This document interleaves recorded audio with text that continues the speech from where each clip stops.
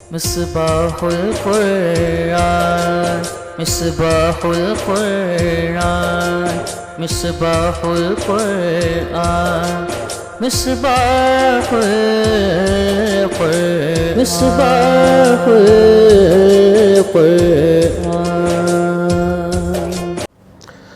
اعوذ باللہ من الشیطان الرجیم بسم اللہ الرحمن الرحیم۔ ناظرین کرام السلام علیکم ورحمۃ اللہ وبرکاتہ۔ ہم پڑھ لیں شروع میعات عامل، اور ہمارا اس وقت میں خطبہ ابتدائیہ چل رہا ہے، اور اس میں جو ہے میں اب تک تقریباً 9 ویڈیوز بنا چکا ہوں۔ آج ہوگا ہمارا پارٹ نمبر 10۔ آج کی جو ہماری عبارت ہے وہ ہے القیاسیۃ منہا سبعۃ عوامل۔ یہ بھی بالکل پہلے والی جو ترکیب ہے بالکل اسی کی طرح ہے، ملتی جلتی، بس یہ کہ فا تفصیلی ہے، یہاں پر جو ہے وہ نہیں ہے، لیکن یہ کہ بہرحال جس طرح سے ہم نے اس کو بنایا تھا بالکل اسی طرح سے یہاں پر بھی اس سے ملتی جلتی ہے۔ کچھ جو ہے وہ فرق ہے، لیکن تقریباً اس سے جو ہے وہ ملتی جلتی ہے۔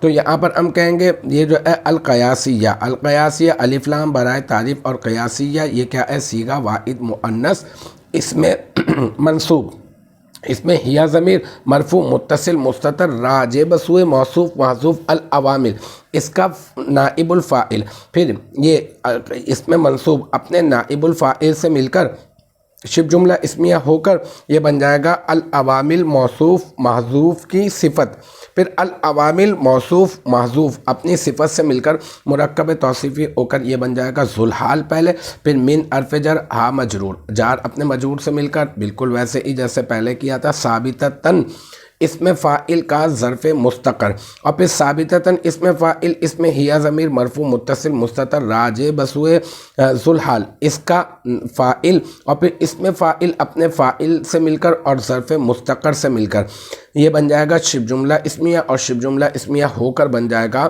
یہ ذوالحال کا حال، پھر ذوالحال اپنے حال سے مل کر مبتدا بن جائے گا، اور سبعۃ مضاف، اور عوامل مضاف الیہ، مضاف اپنے مضاف الیہ سے مل کر مرکب اضافی ہو کر یہ بن جائے گا مبتدا کی خبر، اور پھر مبتدا اپنی خبر سے مل کر بن جائے گا جملہ اسمیہ خبریہ۔ تو الحمدللہ یہ ہمارا جو ہے عوامل قیاسیہ کے سلسلے میں یہ جو ہے خطبہ اور ابتدائیہ کے سلسلے میں پارٹ نمبر 10 بھی اپنے اختتام کو پہنچا۔ مجھے امید ہے یہاں تک کی جو بات ہے وہ آپ کی سمجھ میں آ گئی ہوگی انشاءاللہ تبارک و تعالی۔